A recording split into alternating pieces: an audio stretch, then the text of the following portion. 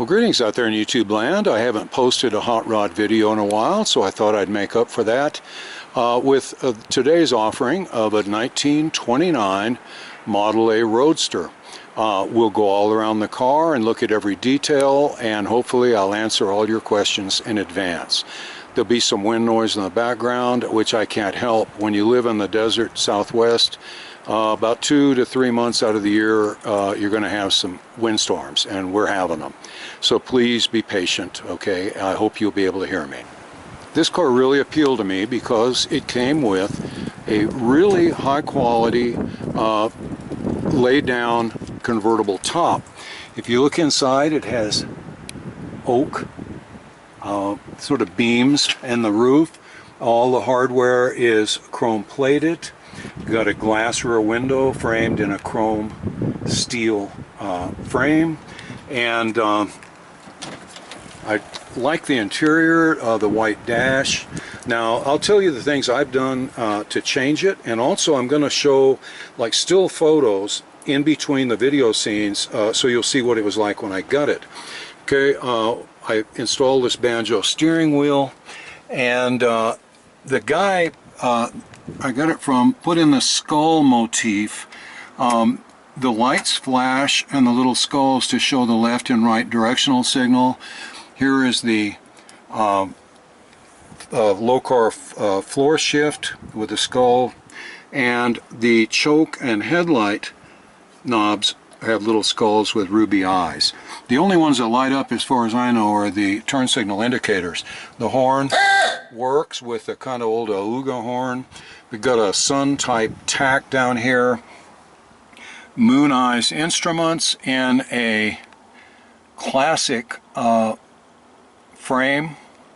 I'm trying to remember where those, if it was Pete and Jake, somebody makes these frames, but you'll see them in a lot of hot rods. The guy also stuck these stickers on, which I could probably live without. They're for all the car shows that he attended. The car came from Idaho. Okay, I didn't know they had that many car shows in Idaho, but apparently so. But these things are glued on with just a death grip, and I'm scared I'll hurt the paint if I get them off. It's got a really nice stereo system, just those two speakers, and the front pops down for a CD player, and it just sounds wonderful.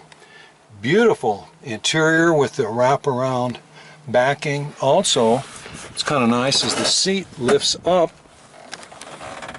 to reveal the battery behind the seat. It's straight back there, and the two reservoirs for the brakes are right under the seat, so you can tip this up and check the fluid in your reservoir. The shifter is connected to a TH400 transmission. That's a 3-speed heavy-duty Chevrolet transmission, the one they use for the big block engines. Okay, just the usual black carpeting. The doors are nicely upholstered with the little pockets that you can stash your speeding tickets in. Okay, so also this is a real Roadster.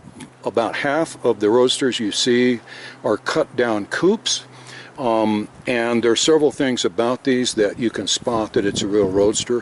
This area right here and how the windshield frame attaches, the width of the door. Notice the tiny little space here between the front part of the cowl and the seat. It's hard to get my size 11.5 through there, but that's all typical of a real Roadster. All original body, all steel, no rust, and almost no body work that I can find. It originally was a rumble seat car, although the gas tank is in here right now. We've got the handles for climbing into the rumble seat. We've got a quick release gas cap, which is kind of nice, except when you pull the gas pump out, of course, the last few drops always land here on the painted surface. The top you can see from the rear, and in the back got the, I think those are like 47 Chevrolet taillights with the shotgun exhaust nicely centered under each of the taillights. I changed the tires and wheels. I'll show you pictures of what it had, but I put on the Coker replica Firestones.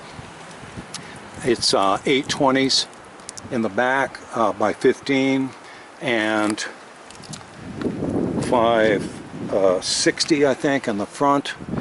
I went ahead, at the time I ordered I couldn't get the Steely wheels, they only had the rally wheels like these, so I got the rallies. And you know, it works okay because the car has finned Buick brake drums, and through the little rally place you can peek in at that aluminum finned brake drum, which is kind of a nice touch. I put on the no-name hubcaps and beauty rings. The engine is probably the high point of the whole thing. It's a 1963 401 Buick engine, like Tommy Ivo used in his dragsters. The thing that's so outstanding about Buick engines is that the valve covers sit flat on top of the head, not at about a 45-degree angle like they do on most other engines. It's got a Offenhauser intake manifold with 3 Rochester 2 barrels, which are better, I think, than the Strombergs because they flow a lot more air. It's got progressive linkage. I put a choke in here so that on these cold mornings, because I got the car in the winter, the choke helps a lot. Okay, the block was painted orange, and it shouldn't be because that makes it look like a Chevy. I'm going to change the color of the block. It came with a really nice chrome alternator. Also, I put in a new radiator shell, and fan. Okay, it's a good quality fan. Don't scrimp on your fans. Get the $130 or $40 one, not the $39 one. And I started off painting the pulleys. I was thinking about doing the engine in red to match the running gear. We'll see about that. Okay, it has these really nice chrome radiator hoses, the kind of corrugated steel so you can bend them, and well, I'll tell you, they look nice and they work great. Okay, we've got the guide headlights, the original guides with the turn signals built in on top. As I said, it's got the finned aluminum brake drums. It's also got Ford spindles, and I imagine Ford backing plates. They went to great pains. I didn't do this. It was heavily enameled in red. They did a really nice paint job on it. You can see the new radiator I put in there lurking behind the new grille. When I got it, it had a gigantic, about 3-inch diameter spreader bar here. It looked like something for a demolition derby. And it was bolted in with these big clunky bolts. So I took that out, patched the holes, welded it all up, and made a spreader bar in the same diameter as the suspension bars, and I thought that just looked a lot better. I put a little V in the bottom so that it matched the radiator V as you look down on it. Look around here, a lot of chrome, the hairpins, the steering stabilizer, the Panhard rod, a lot of good parts. When I buy one of these, I look at the quality of the parts they put in and make sure they didn't scrimp, because most people will not go out and spend an extra $200 or $300 on chrome components and then install them poorly. You know, it just sort of goes along with it. People with sense enough to pay for good parts generally have sense enough to install them properly. It has Sanderson, the Lake style headers with the finned block-off plate. The exhaust then runs under the car to 2 polished stainless steel mufflers, and it runs very quietly, which is unlike most of the hot rods I have, and I'll tell you, I like it. When you get home from a drive, you're not shell-shocked from the exhaust noise. Got the cover, the finned aluminum cover. As promised, here's a still photo from the day the car arrived. It's really not a great photo, but it does show what we need to discuss. When I got it, it came with wide white wall tires, chrome steel wheels, and sort of bullet hubcaps in the center of the wheels. Now, what I thought was wrong was I thought the white walls sort of detracted from the overall look of the car. When you look at this, the first thing you're going to look at is the shiny wheel and the white wall. Now, some of you may think that's wonderful. You know, it's all a matter of personal taste. I did think the diameter of the rear wheel was way too small. It leaves too much here of the wheel well exposed. Tires were actually too wide. And there really wasn't much difference in size between the front and rear tires. So it just didn't fit my ideal for a, say, late 50s, mid 60s hot rod. Okay, let's look at some other things. Notice that they left the extension of the exhaust system that goes to the mufflers shiny and rather distracting. As you'll see in the video, I painted this black. I wanted to reroute the entire exhaust, but once I painted it black, it sort of disappeared, which was fine with me. The car came with a white banjo steering wheel that a lot of you are going to just love and wish I'd kept. The problem being the diameter was so great that when I turned, I sometimes would bump the shifter out of gear. Also, there was limited knee room. So I installed what I think is a much nicer, better looking banjo steering wheel instead, as you will see. One other thing you need to notice is up here at the grill shell. This, I believe, was an original like 32 to 34 commercial grill shell, which is for a truck. It's much thicker from front to back, and when we see the front of it, the slats are like every other slat. And the slats are painted black, which is sort of dull. I think you'll see in other pictures why I changed it. Also, the radiator was an original brass and copper radiator. I couldn't believe it. It looked like from the 30s. How that was cooling this engine, I'll never know, but almost fortunately it was leaking like a sieve, so I had to replace it with a modern aluminum radiator. Here's a good photo showing the bullet hubcaps. You know, they were kind of cute, but I don't know, I kind of like contrast, and where every single bit of the wheel in here is chrome, you kind of lose that contrast. Notice the coarseness of the grill slats.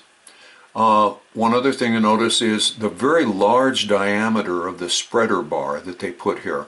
I just thought it looked like something from a demolition derby rather than the proper kind of gauge and diameter, say 7/8 to 1 inch, that I think would be appropriate with a kind of a V bend. As you'll see, I fabricated one.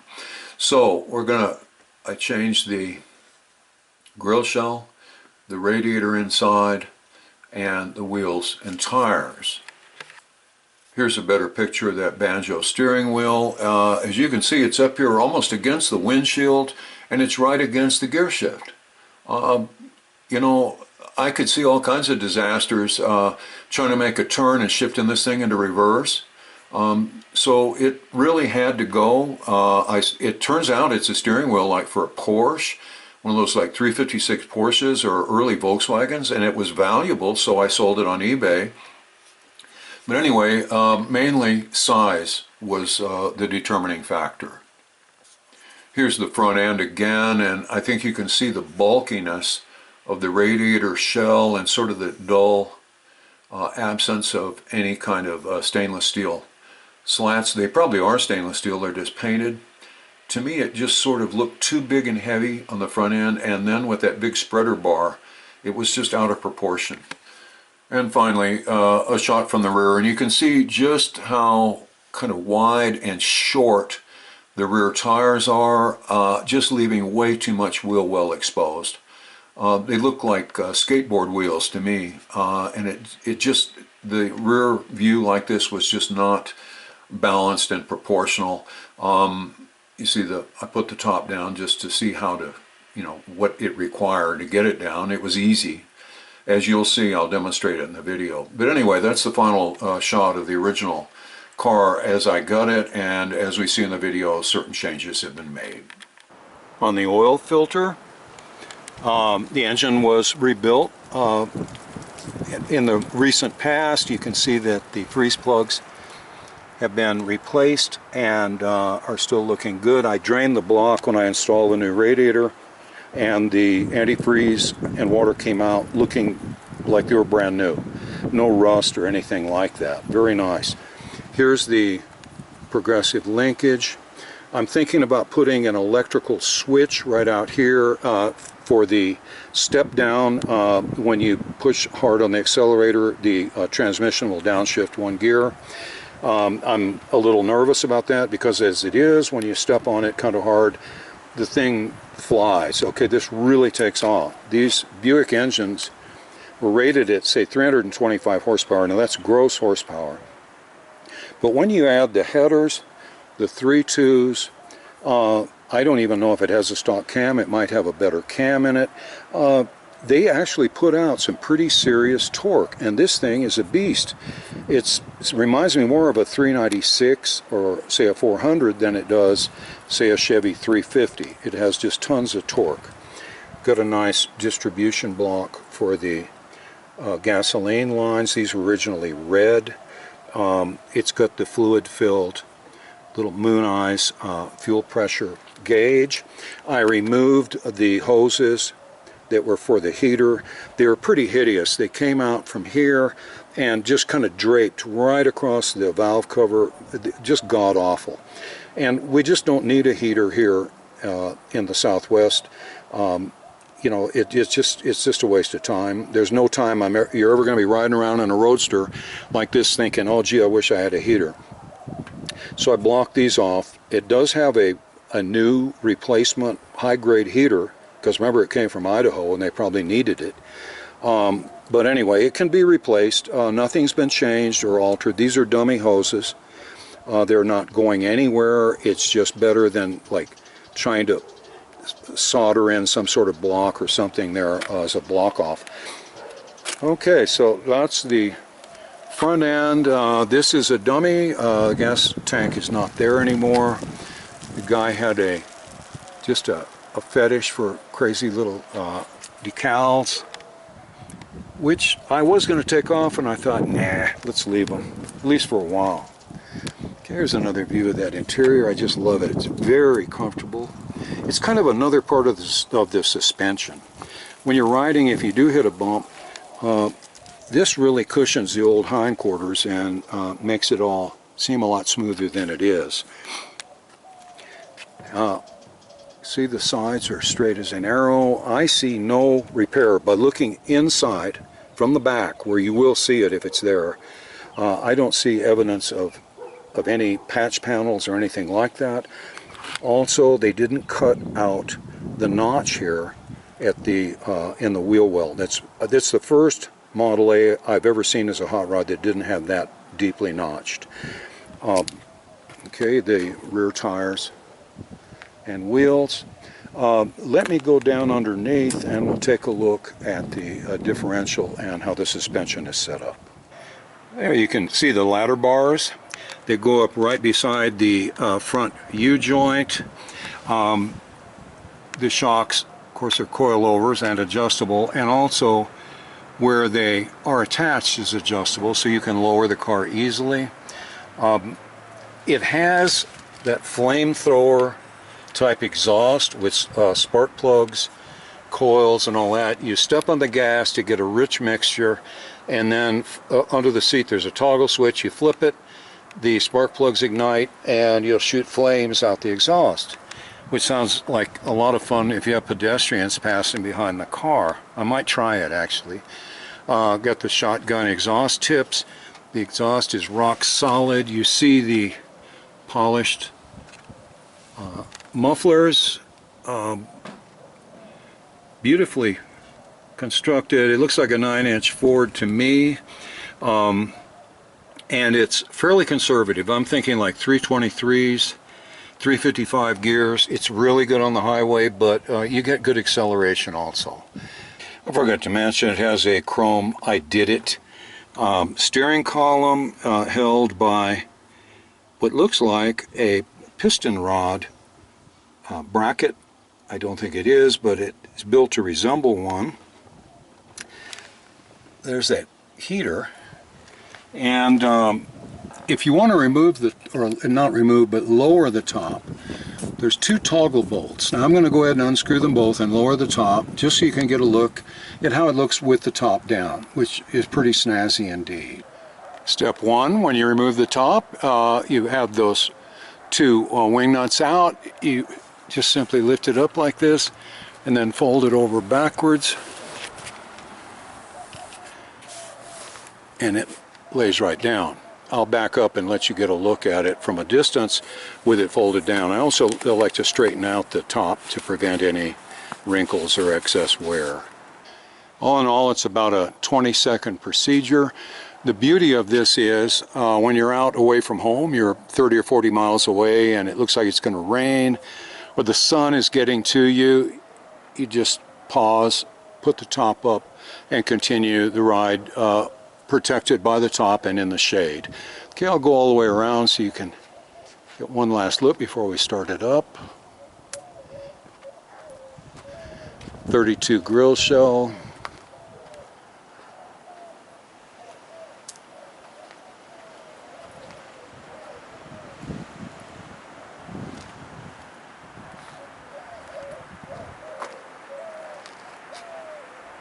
I know they look cleaner if you completely remove the top, and to do that, it's very simple. These two bolts come out, one on either side, and the whole top just lifts off. And you've got a very nicely upholstered area here that leads right up to the body. Okay, and the interior I think is really nicely done, and like I said, super comfortable. Okay, let's get down and start it up. Lest you suspect me of already starting it up and letting it warm up, engine's ice cold. Okay, so here we go. It's been sitting out overnight at, I don't know, probably got down to 45 degrees or so. So let's see what happens. Okay, I'm going to give it a little over ½ inch of choke, which really doesn't close the choke flaps, but it does elevate the idle a little bit until it warms up. Okay, now we'll turn the key and see what happens.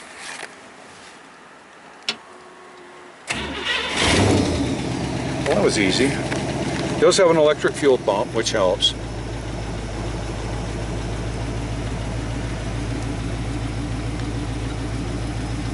Oh, there's the turn signal, the little skulls. The shift skull doesn't light up, darn it. I wish it did. Oil pressure at idle, cold, about 30 psi. These are not high oil pressure engines.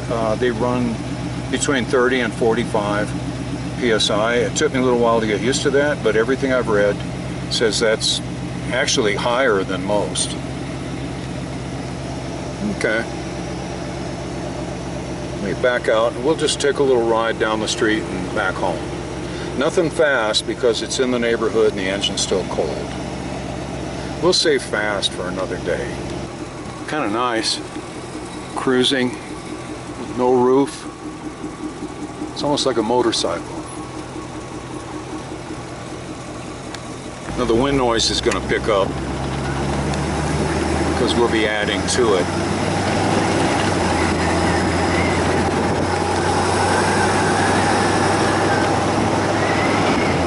Smooth and quiet, just like the Buick that it came from, the engine that is.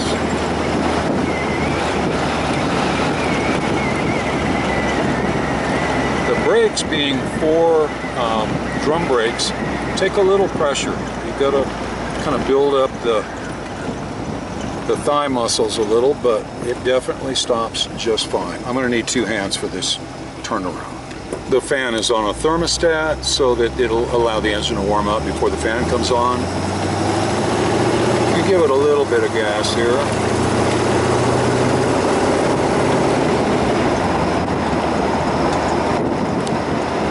it's like a ½ inch or so on a 2.5 inch accelerator. It flies. When you open the secondary carburetors and really stomp on this, it gets down the road. It runs just as well as it looks. Okay, so that's short and sweet for today. As my granny used to say, any ride you survive is a good one.